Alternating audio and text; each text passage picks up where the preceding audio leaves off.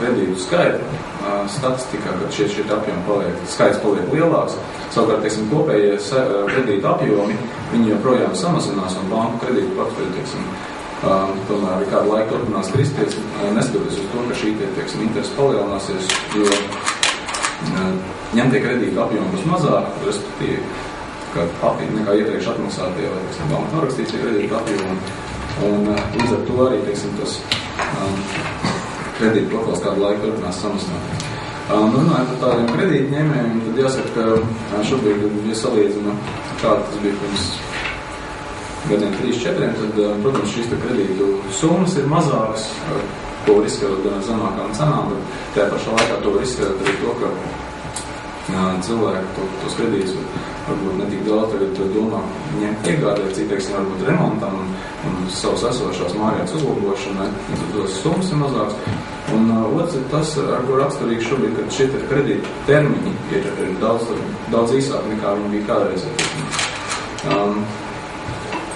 Īpaši guduma laikā cilvēki uzskatīja, ka 35-40 gadu kredīts, tas ir normāli, tas šobrīd vairāk, teiksim, tiek skatīts uz īsāku termiņu, un tāds uzstādījums, varbūt, teiksim, 20-gadīgs mājā kredīts, 25-gadīgs, tas ir tas, ko cilvēki šobrīd ir gatā akceptēt.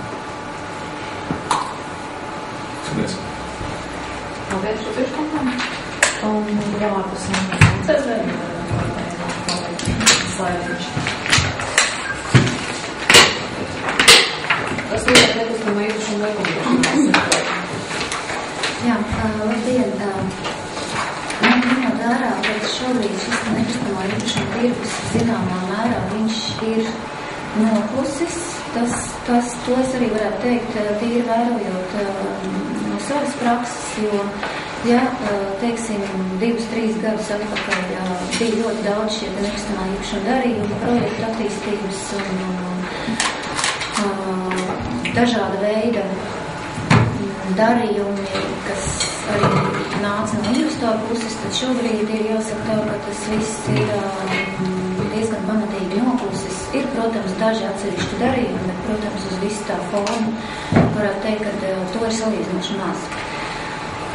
Līdz ar to, ja ir jāsaka arī no, teiksim, no normatīvu aktu viedokļa, tad arī ņemot vērā, ka tas tirgus izpilnumā ir diezgan pieklusis, man ir jāsaka arī, ka likumdevējs nav ļoti bijis aktīvs šajā ziņā, lai gan varētu būt tomēr šis laiks piemērots, kā teikt, mājas darba izpildēji sakārtot kaut vai tās lietas, kas ir bijušas diezgan problemātiskas iepriekšējos gadus, kur ir, varētu teikt, atbildušies arī tie paši projekta attīstītāji, investori.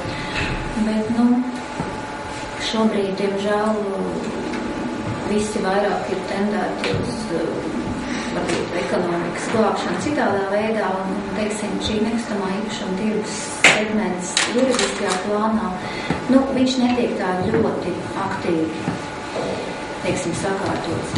Tas, kas šobrīd ir tuvākais, kas ir tādi projekti, ir šis teritoriālās attīstības plānošanas likums, kas šobrīd tuvojās tā kā uz izskatīšanu vienā brīdī tiek plānots un pieņemt.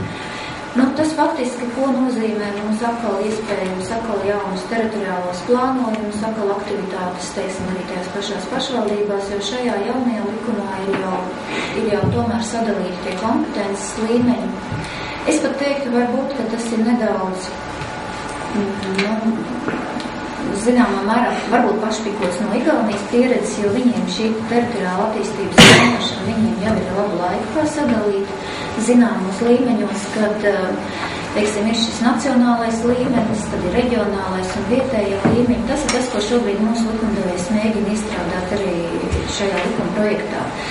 Tad šo nacionālo līmenī faktiski visas valsts mērogā šo plānošanu tad veiktu ministru kabinets, tātad attiecīgi atbildīgā ministrija. Ir iestrādāts arī, ka šobrīd būs šis jūras telpiskais plānojums, kā jūs varbūt esat pamanījuši, kad jau šobrīd strīd arī ir no enerģētikas viedokļa par šiem vēju parkiem un tā tālāk. Varbūt, kad ar šādu veidu likumu, tad tas arī daudz mums tiks sakārtots. Nākamais līmenis tad ir plānot šis reģionālais līmenis, kur tādā lielākā reģionā kopskatā tiks veikta šī teritoriālās attīstības plānošana pieņemt, teiksim, tie zinām veidā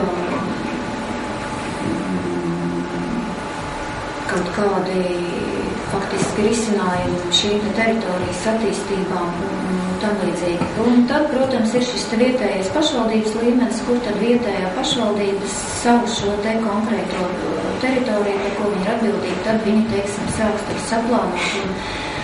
Bet, protams, ievērojot šos te augstākā līmeņa veiktos teritoriālās attīstības plānojumus. Tas, ko es saprotu no šī likuma projekta, kad mums pašvaldībai tomēr būs šis savs plānojums jāveic, ievērojot tos plānojumus, kas ir augstāk ar augstāku spēku virs pašvaldības, šī gadījumā tas ir reģionālais un nacionāla līmeņa plānojums. Tas, kas ir interesanti, piemēram, Igaunijā, viņiem ir savā ziņā pat mazliet tā kā otrādāk, bet ka šis zemākais plānojums, viņš pat var ieviest izmaiņas tajos, kas ir augstāk, kas varētu zināmā mērā būt pat loģiski, jo vietējā pašvaldība varbūt tomēr daudz labāk apzinās to vietējo situāciju un varbūt arī vairāk varas tomēr veikt šīs izmaiņas. Tas, kas ir pozitīvi šajā likuma projektā, ir tas, ka detālu plānojums šobrīd ir paredzēts, ka viņš tiks pieņemts kā administratīvais akts, jo pēc esošās normatīvo aktu bāzes detālu plānojums šobrīd tiek pieņemts kā pašvaldības saistošie noteikumi. Un ko tas nozīmē, ja, teiksim, ir kāds, kas ir neapmierināts ar šī detālu plānojuma noteikumiem un tālāk tām sekām, ko tas var nest, tad šī pārsūdzēšana faktiski ir jāveic Satversmes tiesā, un tas, protams, ir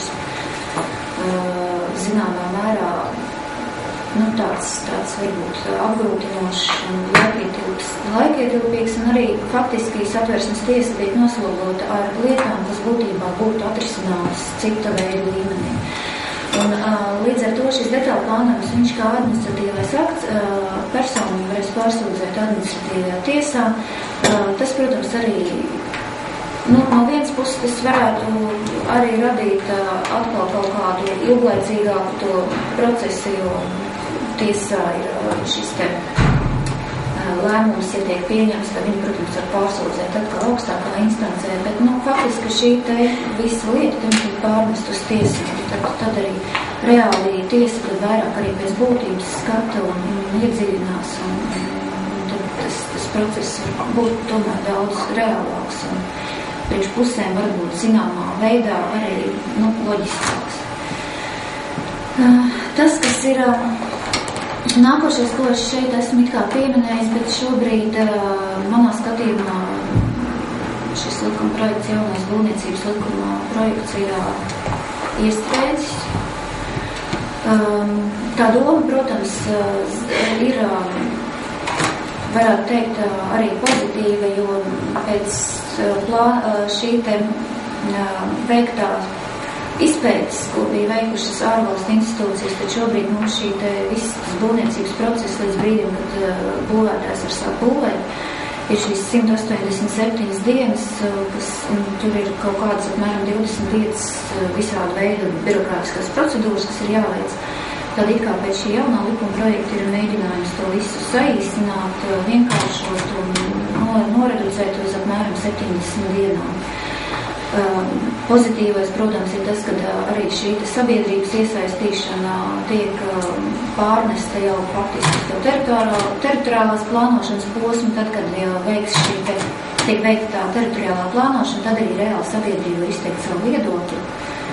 Un zināmā mērā jau tad tiek noteikti faktiski spēles noteikumi, piemēram, konkrētām teritorijām, konkrētiem zemes gabaliem, un vēlāk tad šādi strīdi varētu arī tik daudz nerasties, jo, kā jūs visi zināt, šobrīd ir tā, kad iziet šo garo procesu, saņem būvatļauju, un tad sākās nākošā jautrā izrāda ar to, kad blakus kaimiņiem vienkārši kādreiz citreiz ir vienkārši principi pēc ir kāda nepatika pret šo plānoto būvniecību un iesniedz sākās strīds un būvotļauj tiek apturēta un tas uzreiz sev līdzinās pietiekami liels arī izdevums un zaudējums tam būvētājiem. Nu, jaunais likums tā kā mēģina to visu panest uz jau pašu sākuma posmu, tā kā faktiski arī būvotļauj aiznest jau tajā procesa sākumā. Līdz ar to, ja ir kaut kāda strīdi, tad ir faktiski atrisināt jau sākumā, vēl neuzsākot jau reāli darbus un būvniecību un tam līdzīgas lietas. Bet,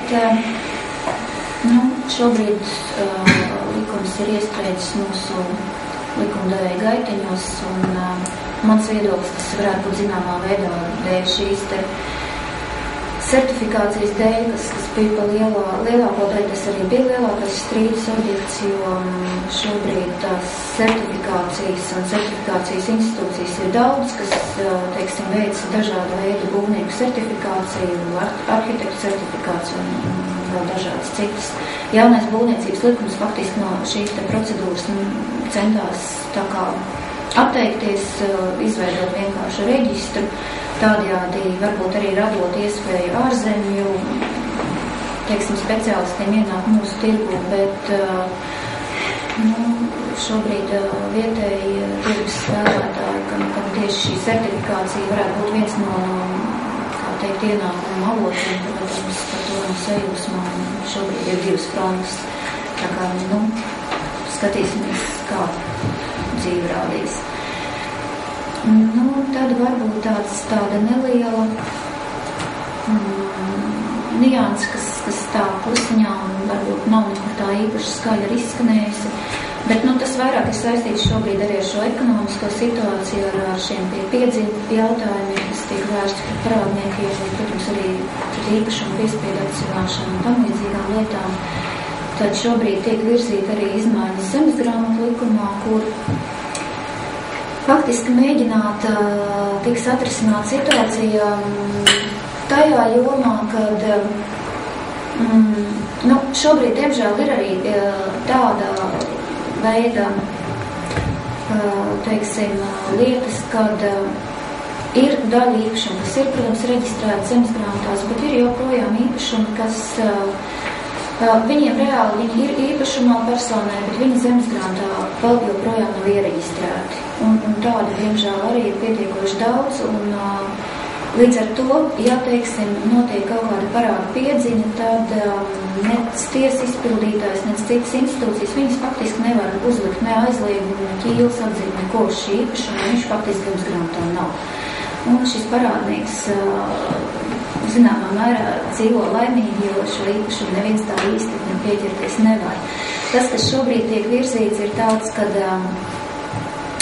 tiesa izpildītāji, maksātnespējas procesa administratori, teiksim, citi procesa virzītāji vai arī tās pašas nodokļu iestādes, viņi varēs zemesgrāmatai nosūtīt paziņojumu par konkrētu parādnieku, norādot parādnieka datus, un norādot par to, kad tiek veikta šī te vai piedziņas atzīme, vai ķīles atzīme, vai maksātnespējas atzīme. Un zemesgrāmata faktiski šo te paziņojumu, šo informāciju, kā teikt, uzkrāja, un gadījumā, ja vienā jaukā dienā šis te parādnieks ierodās ar nostiprinājumu lūgumu un vēlās reģistrēt šo īpašumu, zemesgrāmata šo īpašumu noreģistrēs zemesgrāmatā, protams, uz šī parādnieka vārda, bet tūlīt automātiski uzreiz arī tiks reģistrēta tūlītās pēc tam šī piedziņas atzīme vai maksātnespējas atzīme, kas tur tiks paziņots. Un, ja teiksim, citām personām likums atļauj, ja jūs ejat un sniedzat dokumentus zemesgrāmatā un mazums pēkšņi jums tur kaut kas mainās vai kaut kādu dokumentu trūkst vai ko, jūs, protams, drīkstat sniegt atkal lūgumu un jūs šos dokumentus pirms viņi vēl ir izskatīti un reģistrēti, jūs mums varat izņemt ārā. Šajos gadījumos šim parādniekam šāda iespēja netiks dota. Ja viņš ir iedevis tos papīrus zemesgrāmatā, tad arī tas process aizies un viņš viņus ārā vairs nedabūs, tas īpašums tiks reģistrēts un tā atzīme arī tūlīt automātiski tiks uzlikta. Tā kā, tā ir tāda Tie ir tādi pēdējie, kas parādījās. Tas, kas nav šeit minēts, es varu pieminēt, ka, protams, arī šobrīd